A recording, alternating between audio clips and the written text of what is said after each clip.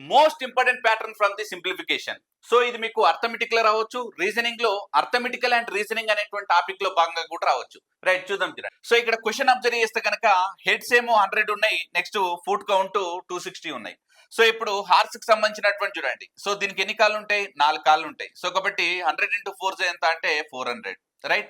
So అందులో నుంచి 260 తీసేయండి. తీసేస్తే మనకి ఇంకా రిమైనింగ్ ఎన్ని కాళ్ళు ఉండాలి? 140. ఇవన్నీ కూడా హెన్స్ కి సంబంధించినటువంటిది. మరి హెన్నికి ఎన్ని కాళ్ళు ఉంటాయి అంటే 2 కాళ్ళు ఉంటాయి కాబట్టి డివైడెడ్ బై 2 చేస్తే మనకు కోళ్ళ సంఖ్య ఎంత అంటే 70. రైట్. సో సిమిలర్ గా ఇక్కడ కూడా అంతే అండి. సో హెడ్ అనేటువంటిది 50, హార్స్ కి 4 ఉంటాయి కాబట్టి ఇక్కడనేమో 200. సో 200 నుంచి 140 తీసేస్తే మనకి ఏం రావాలి? 60. మరి 60లో కోళ్ళకి 2 కాళ్ళు ఉంటాయి కాబట్టి డివైడెడ్ బై 2 చేస్తే మనకి ఏం రావాలి? 30.